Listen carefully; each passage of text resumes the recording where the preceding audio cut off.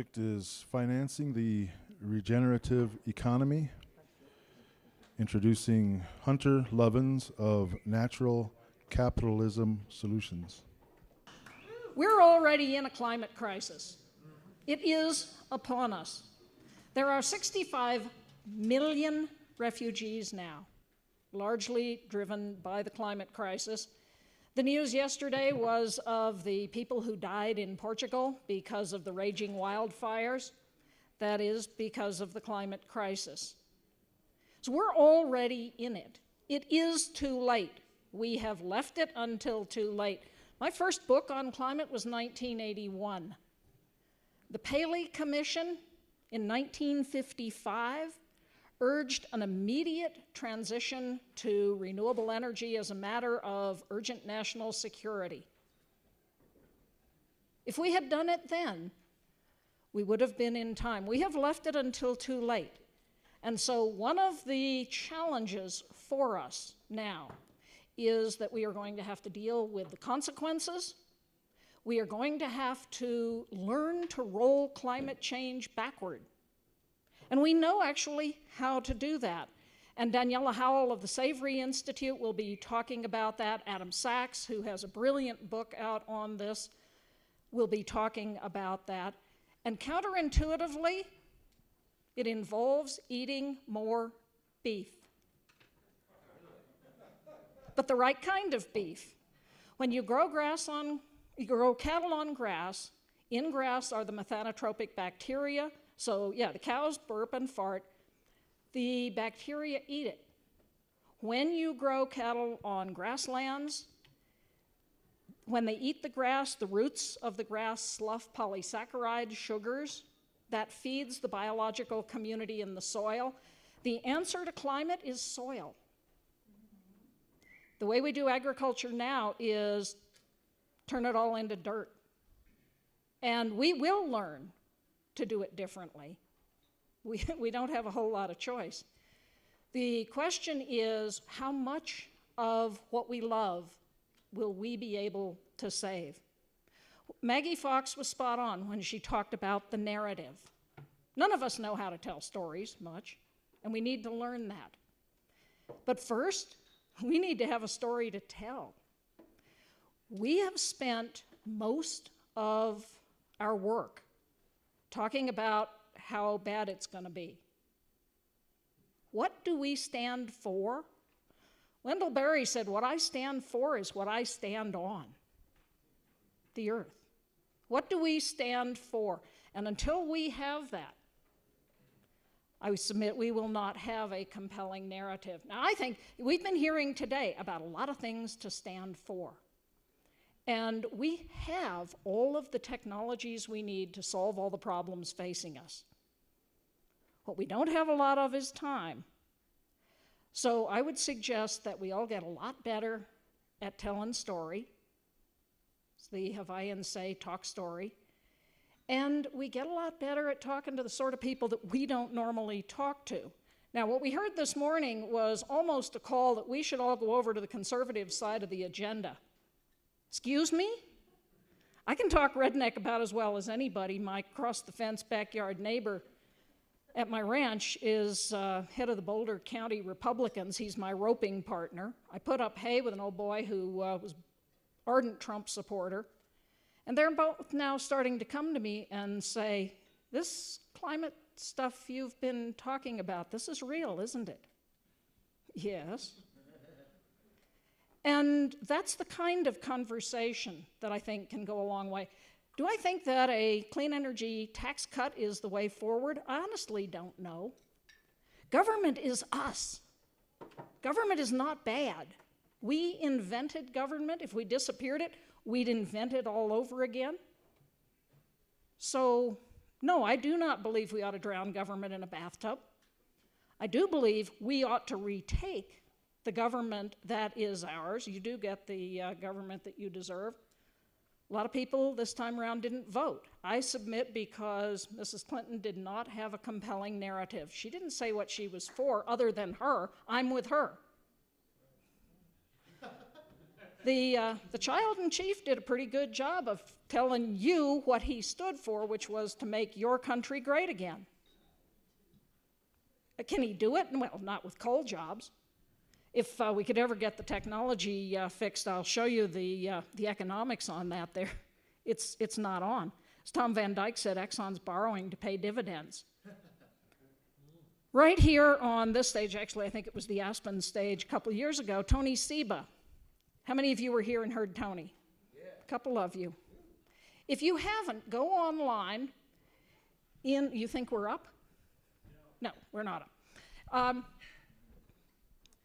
Tony's basically saying that because of four things, fall in the cost of solar, fall in the cost of storage, the electric car and the driverless car, by 2030, inevitably, the world will be 100% renewable. Inevitably. Simply because of the economics, because of convergence of business case, business models, and technologies. Why is it that Tesla, little Tesla, has now exceeded the market capitalization of General Motors, Ford, BMW? They sell 300 times fewer cars. What business is Tesla in? Batteries, bingo. So you combine, and Tesla has done this, solar on the roof, battery in your garage, electric car. How many of you drive an electric car? Y'all will within 10 years. Why? Because it will be cheaper. But you won't be doing the driving. It'll drive itself. 10x difference in cost between transportation as a service and what you're doing today with your internal combustion car. When you have, throughout history, when you have a convergence of business models, technology, and a 10x difference in price, you're going to get a disruption. So if Tony is right, and I think he is, within 5 years, we are looking at the end of the oil, gas, coal, uranium, nuclear, utility, and auto industries. And we have no clue how to deal with that kind of a transformation. None. So we are going to have millions of people out of work. Sorry, Mr. Trump, coal jobs are not going to give them work. So we are looking at the mother of all economic collapses. Divestment? You now have ex-chair of the SEC saying that if you do not divest, it will be held to be irresponsible fiduciary behavior. How many of you have divested? As Tom said, the rest of you think you're going to get value out of hanging on to it?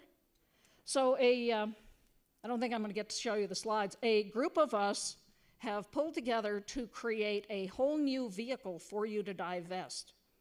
It's called an exchange-traded fund. The company is called Change Finance. We are moving money from harm to healing in a way that all of you can play. Divestment's not new. Matt Patsky was doing it 35 years ago. And everybody's, oh, we created the divestment movement. No, Matt created the divestment movement.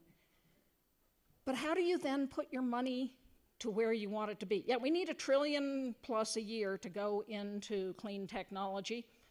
Well, the global capital markets are what, 110 trillion? So this is not a huge number. We just need to start diverting enough of the money that we maintain an economy for the rest of us. I'm arguing in a new book called A Finer Future that we need an economy in service to life. The economy we have right now is in service to finance.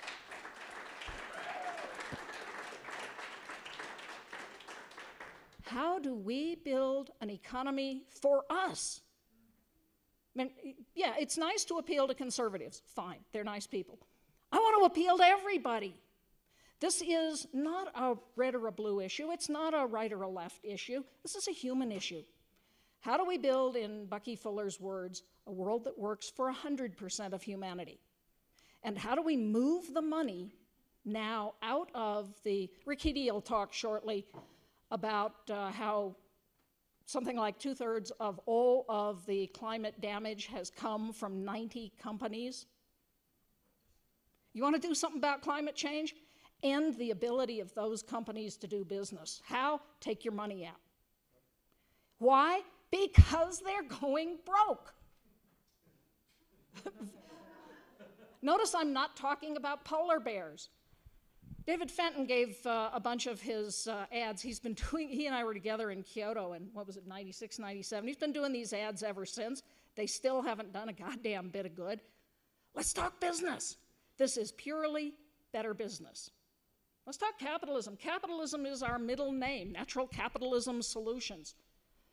We have the market mechanisms to begin moving this money from harm to healing. With change finance, Donna, stand up, would you? Donna Morton in the back of the room is our CEO. We are a woman-run, majority woman company. Andrew, you there? Stand up. Andrew Rodriguez is our really bright quant.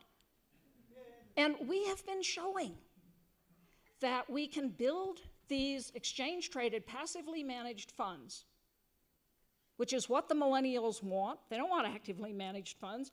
Buffett showed they don't outperform the indexes. So we're building passively managed funds by building the rules, choosing the rules, working with a really bright German company called Oikam that analyzes everything in environment, social, good governance about a company. And based on that rule set, it picks the companies out of the Russell 1000. These are blue chip companies by and large. These are diversified companies. So even if you still believe modern portfolio theory, which folk like Randall Wray at the Levy School of Economics at Bard has shown to be bunk, in a downturn like 08, diversification doesn't help you, the whole damn market goes down. Even if you still believe in diversification, we give you diversification, but we give you in the first ETF truly fossil fuel free. What part of no don't you understand? We had a little call with a bunch of the investment people about diversification. Most of the so-called diversifications just mean they're getting out of coal. Good thing to do. I mean, that industry is dead man walking. But how about truly fossil fuel free? Even the ETFs that claim to be are invested in companies like Halliburton, Schlumberger, the oil field services companies. So Matt, Tom Van Dyke, there are some folk around who understand what fossil fuel free means. Then we're going to turn around and do one in gender, do a gender lens. When you have female management of a company, surprise, it outperforms. So again, not talking about polar bears, talking about making you more money. Then perhaps we'll turn around and do maybe a Black Lives Matter. Bonds from cities that are taking Black Lives Matter seriously. Maybe a Sanctuary Cities ETF. ETFs, funds that you can buy a share in, 10 shares in, 1,000 shares in, that your broker can buy for you, that are truly impactful, that truly begin to move the needle, that move the money. Not just, okay, I'm not going to own Exxon anymore. I mean, wise thing to do. Exxon is going down. But these are companies that enable you to be a part of the next economy, building a world for all of us. Now, again, we are looking at a transformation the scale of which you cannot imagine. And it is not going to be kind, and it is not going to be nice, and a hell of a lot of people are going to get hurt. And what that means is we are going to have to relearn community. All these conversations about, well, maybe it's better to do this stuff at the local level. Yeah, we're going to do it at the local level. Unless we get really smart really fast, which we're sure not doing at the national level. We are also going to have to rethink what it is we want. What does it mean to be happy? Who are we as human beings? One of the problems I have with the neoliberal narrative is it is based on a set of assumptions that we are greedy bastards, that all we want is to get and hold money. And it turns out, you talk to the evolutionary biologists, that's not true. Why do we love Facebook? Because when the pre-humans came down out of the trees in Africa, they were naked, their claws were pretty inadequate, their teeth weren't worth much. They survived, and thus you are here today because they bonded, because they worked together, and because they sought to comprehend. We told stories about who we were, about what we wanted for the future. If we are going to build an economy in service to life, we're going to have to redefine what it means to be human, based on the best science and based on what it is we want. So John Powers and I are doing a little experiment, which I would have put up if we could have gotten the technology to work. We're going to do a little petition. We're going to have it printed and put out on the front desk that will ask you to sign a petition. We're going to do a real-time test. Do petitions work? Sign a petition or not, blow it off, asking the folk upstairs, this hotel, to turn off the burning of natural gas in those fake fires as you walk in. How many of you are up for that? Okay, we're going to post the petition. I'll have it printed in the next 15 minutes. It's going to be at the registration table. Let's see if we can make one thing happen while we're here. Thank you.